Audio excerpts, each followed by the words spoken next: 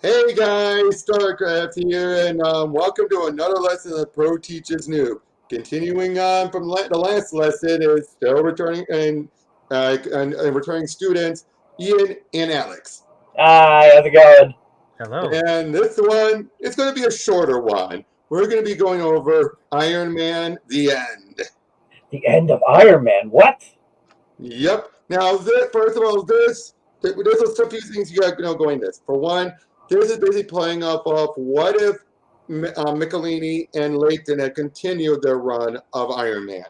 So there's going to be something in place. For the biggest one being, Tony is still believed to be the, Iron Man is still believed to be the bodyguard of Iron Man, of Tony. No one still knows his secret identity. Mm-hmm. Now, what I love here is this cover. It's a throwback and a counterpoint to the very first Iron Man cover. Instead of him taking the armor pieces and then it ends with him putting it on, we see him wearing it and then he's taking them off and then walking away. Ah. Yep, and we hey, when it does that, we have artwork by Bernard Chang as we see him waking up. Oh hell, it happened again. Bad habit, crashing in the middle of work session. Used to pull all-nighters 2 or 3 in a row. Little black coffee and power rock on the stereo. Talk about good old days. Guess things change. Yeah, lots of things. And not even the Iron Maiden's doing it anymore, man. I remember when a shot of whiskey steadied me for a job. Now it's meds. At least they don't give me a hangover. Funny, I spent 50 years building Stark Universal into the global juggernaut it is today. 50 years battling bombs, bullies, and buyouts, only to have a more subtle enemy slip through my defenses when I wasn't looking. Time. As you can see, the pill, it actually absorbs into his skin. Oh. Oh well, no use whining. I faced a conflict all my life. And notice how he has the suitcase, but extends from it. Put myself in the line of fire for what I believed in. Can't blame anyone else. It's just a part of who I am. Diagnostic scan complete. All functions performing at prime. Autolog active and recording. Acknowledge. Switching armor program to supersonic configuration. Time to get moving. Still get a thrill when I see it. Project Big Jump. Soon to be the world's first and fully operational space elevator. Silly name, I guess, but accurate. Basically a giant nanotube grown from a geostationary space station. When complete, magnetically levitated shuttles will lift and carry people and passengers and cargo at less than 2% the current cost. Make the stars accessible to common men. My greatest and last gift to humankind. But the project won't finish itself. He goes in underwater with the aqua armor. But while he's down there, things seem to be going down there. So he tries to switch to Hulkbuster armor. It doesn't have, but unfortunately, that would mean it doesn't seal automatically. So he has to revert back. Oh. Concentrate, you idiot. Trigger cyber connections back to underwater configuration. So he's trying to help all those people out. And but he realizes he's getting slow. He's getting rusty. It was close. Way too close. Tony! Hey, Tony, check this out. Wow, Nick, a holographic dot. Is this where I say, ooh? Very funny. Remember the old saw about fitting the entire Bible in the head of a pin? Well, voila! A super compression program for visual data.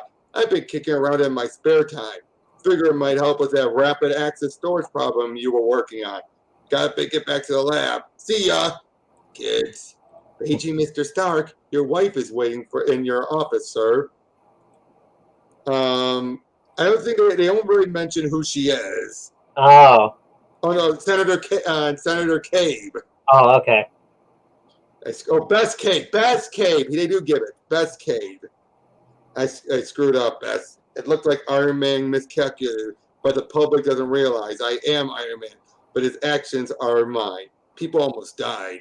I should have used repulsors to break up that boulder. The answer was simple. I just couldn't think fast enough. I know I'm tired. I'm pushing myself, but damn it, there's so much at stake. The press is already calling Big Jump Stark's folly. setting all the setbacks, the overruns. Can't they see construction space could provide cheap solar power guaranteed endless energy for the future? Ugh. But unfortunately, because she's trying to help him, he does snap at her. I see the Snap. hurt in her eyes. And I know I put it in there. Makes me feel like a slug. Still, I let her go and lose myself to work. The days are hectic. I used to find the challenge of running a multinational business concerns accelerating. Now it's simply a noise, taking me from the big jump. Something has to change. Nick Travis? Mr. Stark. Mr. Stark. Hey, boss, what's up? Decided to come out of the shell and pitch for the softball team again? Can't, Nick. Too busy. Matter of fact, that's why I called you here. My instincts were dead on when I plucked you from the graduating class at MIT. Your theories on nanodynamics were unorthodox. I believe the term you used was crazy weird, but you pushed programs here farther than I ever imagined. You're honest, unselfish, energetic. You're the son I never had, a true asset to the company, and it's time that value was acknowledged. Therefore, as of today, you're Stark Universal's new head technologist. That'll give you authority to make decisions without wading through acres of red tape, while giving me time to concentrate on Big Jump. Tony, I'm flattered, but head technologies has always been your title. You can't? Of course I can. I'm the boss. Nick was nervous about his new level of responsibility, but I wasn't worried. He was brilliant, ball-headed, and I knew I could count on him. Certainly more than I count on my own body. A betrayal that concerned me more and more as seeds of suspicion sprouted dark bloom. Basically, he has arthritis. Oh. From being banged around in his suit for so long. That makes sense. Yeah, so now basically throughout all of this, then he's still using Iron Man to help get everything going. Now that's a remote version of them, of it. Of course, throughout all this, it is nothing. This is purely a character study. As we're seeing Tony, he's still trying to hold on to wanting to be Iron Man, even if he knows he doesn't want to. So yeah, eventually then when they make their way there, he's attacked by Ultra-Dynamo, a bigger version of the Crimson Dynamo. Oh. I had a poster of Iron Man on my wall when I was boy. Please, do not make me hurt you. I think you may be forgetting, comrade, exactly who started this. You depend too much on the familiar. Particle beam repulsors are well known. Enough for my own armor to generate field to reverse particle polarity, counter momentum. I, on the other hand, prefer the new, like these microid pellets. They compress air, creating suctions like tiny black holes. A multi-gravitational field that can hold subject helpless. Make him, how you say, sitting goose. Should have waited until my next gen armor was ready. If he knows so much, how can I? Basics. Yeah, fall back on brute strength. Oh boy, and this does not go well as he nearly takes and converts the armor to a liquid state. Go away, Iron Man. Do not make me hurt you again. But I have a Hulk? No. That fall you took must have been a doozy. Trying to give advice and everything. Now, I love this. Yet, with all my powers, power, technological, political, economic, even I can't fight this. I need help. He goes there and looks at the bottle. This bottle commemorates the toughest decision I ever had to make. Admitting I was an alcoholic took courage I never knew I possessed. Now I need this bottle again. Need it more than ever. Need to prove I'm still me. In other words, it was the test himself. Mm-hmm. In other words, if he drank it, he would have known he truly failed. But by just looking at it and not giving in, shows he was still strong. Right. I hate this. Even at a distance, bodyguards can't help seeing me shake like a sapling in a hurricane. You could be romantic, Tony. Say it's because I'm here. You make my heart flutter, dear. But the rest, Bess, I have something to say, and I have to say it face to face. This isn't easy. I'm not used to these words, but, well, best to just get it out. I was wrong. The world does need Iron Man, but it needs a whole Iron Man. One whose mind is sharp, whose body does what he tells it to. So, you win. I'm hanging up my guns. going to find someone else to wear the tuned suit. After that, whatever's left of me is all yours. Tony, I don't know what to say. Would it be anticlimactic to say I love you? Never. So yeah, he's trying to look through all these different people, all these other heroes. There's even a female Captain America. Like, everyone's gonna best accuse me of dragging my feet. I denied it, perhaps a bit too loudly. Ultimately, the decision came down to who I could trust with both my legacy and the lives that would depend on what that tradition continues. It was a very short list. And yep, it was Nick. Like, it's him. I guess it makes sense. Maybe a part of me even suspected, but why tell me? Because I'm stepping down, Nick. There are a lot of reasons why, but basically, it's time. So I need someone to take over, to do the things only Iron Man can. It's a huge responsibility, I know. It'll take courage, dedication, and sacrifice. But of all the people I know, I can't think of a better choice to be the new Iron Man. Me? Tony, what can I say except no? What? No? I'm a scientist, Tony, and that's how I'll make my mark in the world. Heck, I get enough excitement just hang gliding on my day off. So thanks, bud. Thanks? I trust you as my greatest secret, show you my shame, my weakness, and this is how you betray me? Listen up, Travis. Your position could disappear in a heartbeat. Strings can be pulled. You'll be lucky to get a job washing test tubes in a school lab. You know, back in college, you were my idol. I used to quote you in class. But if this is how a hero behaves in real life, I want no part of it. Nick, wait, I'm sorry. You can't know how difficult it is. Admitting I'm not what I used to be, that I need help, at least try a training program. See how the glove fits, so to speak. Call it a personal favor, an indulgence for an old idol. Please? Well, I guess it would be a rush. I guess it would be a rush, flying without a glider. Okay, but just a train run for you. And so it's a holographic armor. Yeah. Yep. Oh, no, it's not. It's his new armor. It basically is nanoparticles suspended in the air around the wearer, invisible until a mental command makes them harden. So it's sort of like an externalization of Extremis. Basically. But yeah, he's flying around, showing how good he is. Clunk! Clunk. Yeah, he starts to enjoy it all, but then a hidden weapon gets him from behind. To which he feels like this isn't working. You're right, because you won't let it. A part of you needs to be Iron Man. Until you deal with that, you're never going to let go. And if you get a fresh perspective of reality, give me a call. In other words, Tony just sabotaged it all because deep down he still won't let go. Things seem to be getting ready for the big unveiling when the Dynamo shows up. Look, I don't want this Iron Man scene to wreck our friendship. I still think the world of you, and I want to really help. I just don't know if I'm the guy you want me to be. I appreciate that, Nick, and I admit my judgment has been a bit shaky of late. Though I would have sworn, well, let's talk after the launch, okay? That's when he shows up, and for a moment you think Travis ran off, and the whole notion of you never know a man until it's on the line. Unfortunately, Tony can't get to his armor, but then Nick shows up in the Iron Man suit, starts attacking him, and then what does he do when he gets grabbed? He then starts my armor turning to dust. But how? Tell me. Take him to the holding and call the San Diego PD. Nice job, Shellhead. Just one question. What the hell? I made some alteration to the armor, Tony. Didn't tell you because, well, I figured I ticked you off enough. Nanites added to the smart metal block the Dynamo's liquidation command. Another program allows those nanites to absorb matter from other sources to repair loss from battle damage. That's what I used on the Ultra-Dynamo. Pretty smart. Pretty risky.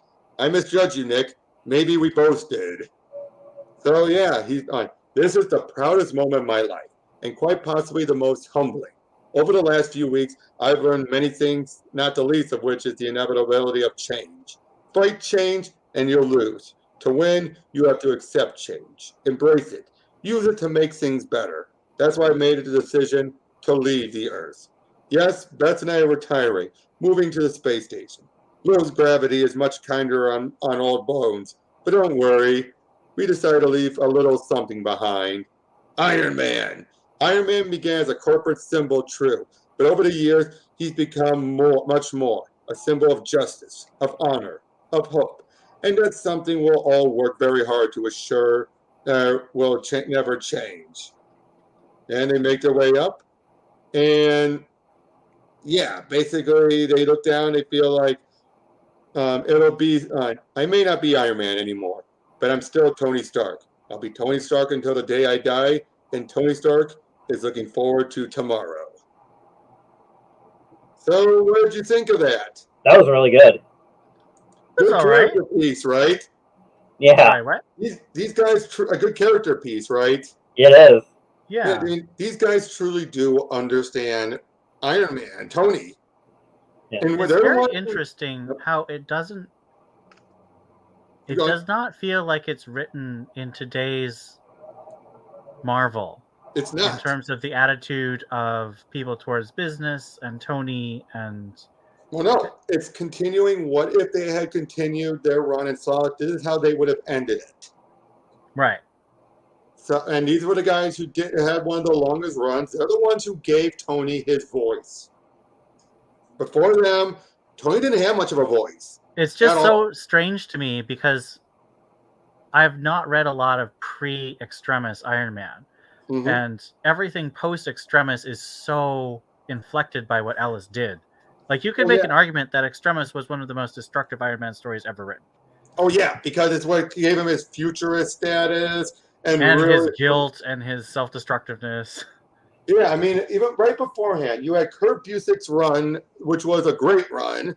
And then you had the Mask of the Iron Man and everything. You had a couple of other stuff. But Busiek was the last traditional Iron Man run that was very well handled. Yeah, I think it just shows like the results of him using the suit and how it's affected him over time, and like really those hard choices that he has to come to make now in his old age.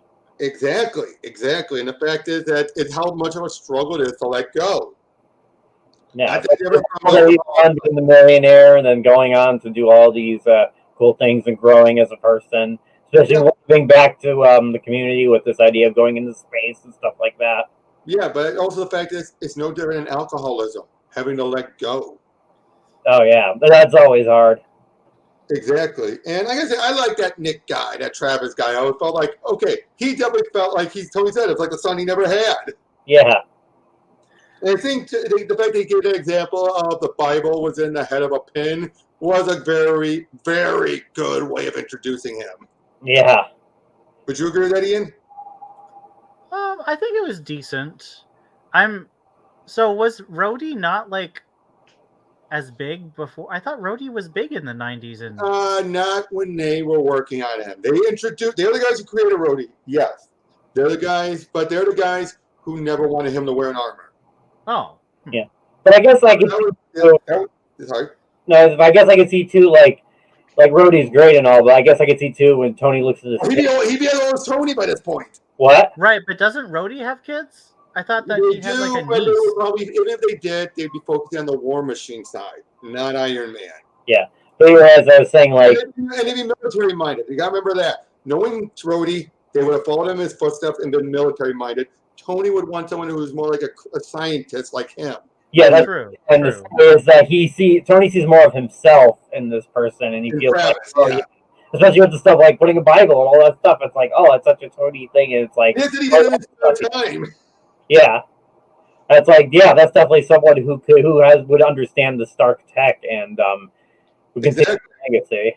Yep. Also, the final foe being a version of Crimson Dynamo makes sense. Armor versus armor. And there's been how many Crimson Dynamos? It's just been the armor with a different person in the suit. It makes sense without having to say, "Oh, what character would survive this long?" No, it's a legacy. Just have it be someone else who's wearing the armor. Yeah.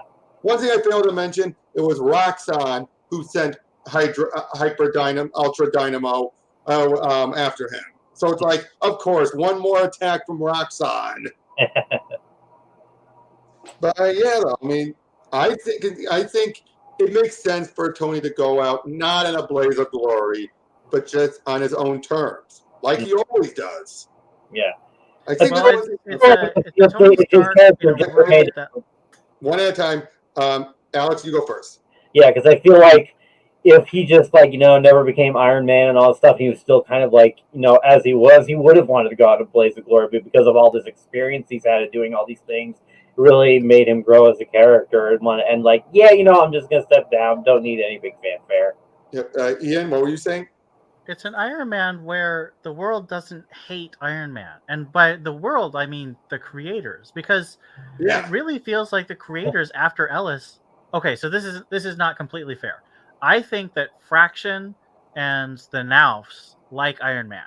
Mm-hmm. I think Ellis and Slott. Well, Slott's just an incompetent. And the current writer. I think Ellis and Cantwell just hate Tony. Yeah. And I say this as someone who actually I have enjoyed reading Cantwell's run. Like, I'm not saying I think it's a bad run, but I think he hates Tony. Yeah, well, look at what happened in the very, very first issue. Once again, I'm going to deconstruct him. Yeah. I'm sorry. He's been the most character who's been deconstructed every single run. Every single run of crazy. I'm going to deconstruct him, but I am not putting him back together. And now I was like, what is left of Tony? What is left of him? Okay, here's another thing. I think when I say Fraction didn't hate Tony, I think the first half of Fraction's run is very good for Tony. I think once he finishes Iron Man Disassembled, he starts hating Tony.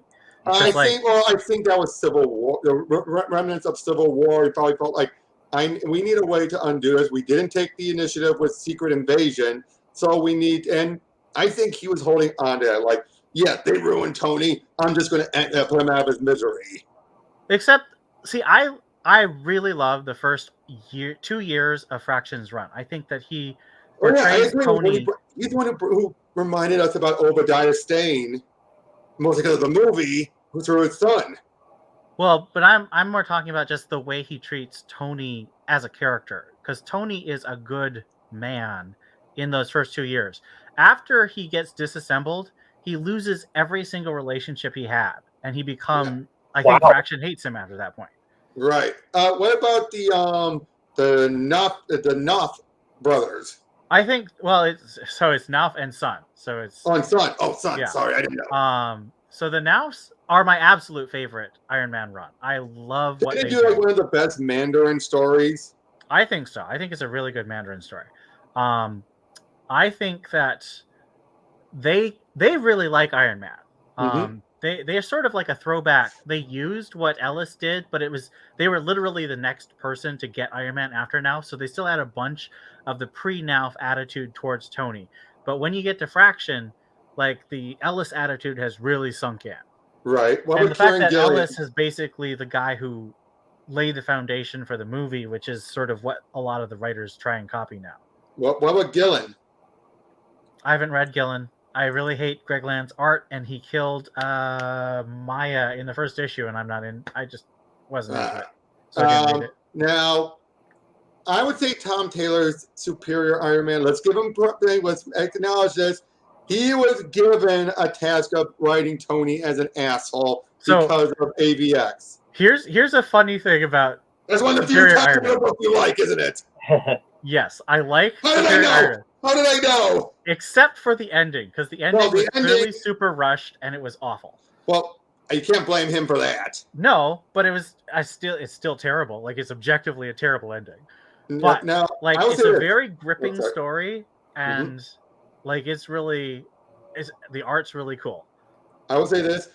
I think Bendis was great with Doctor Doom and the infamous Iron Man, but horrible was Tony. I honestly think the first year of Bendis was fine. Until Riri. Yeah, until Riri. And the thing is, I'm just pissed that they invented Riri and they didn't bring Gadget back. I still love Gadget from the Nauf run. But okay. But anyway. But overall, though, this stuff... Well, also got to remember, though, Layton and Michelinie, they're the guys... Like I said, they're the guys who gave Tony his voice. They've had the longest tenure of writing him. From issue 116 to 157, and then 215 to 250. That's a pretty significant run. Yeah. Remember, they're also the ones who they did Demon in the Bottle. They also did the Armor Wars, And they did the Doom War, where they went to Camelot. Oh. Everyone loves the armor versus knights in armor.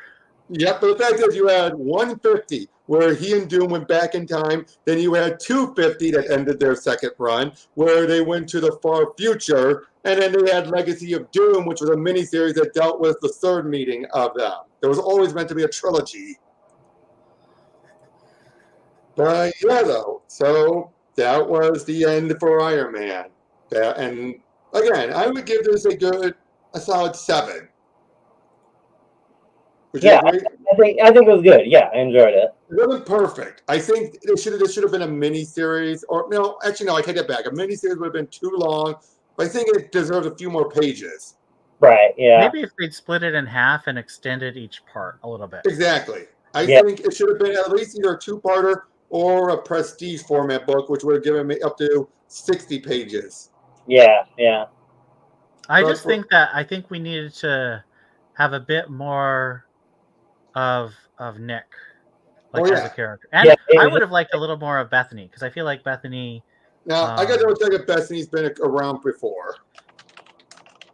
I mean, I'm a big fan of Bethany. I was just thinking. Oh yeah, she's been around. They created her. Yeah, but she comes back every now and then. I'm trying to remember. Like every run, if it goes long enough, seems to bring her in. Yeah. Like Slott brought her in, and she was a big part of the Rescue 2020 miniseries that I enjoyed. I mentioned it right here with the Rescue Armor. Yeah. I guess if someone like myself hasn't really read them, I guess maybe it would have been nice to see a bit more of her. I mean, she doesn't get the job done, but it's kind of just like it goes by fast, you know. Yeah. Cram all this stuff into this. I feel like if they were able to make the supporting characters a little bit bigger of a presence, I think it would have been good. But it's good as it is. But for what it is, I think they got it with the amount of pages they had. I think they got things done relatively good. Yeah. All right. Well, that's all we have for this one. We'll see you on the next one. Take care. Bye. Take care.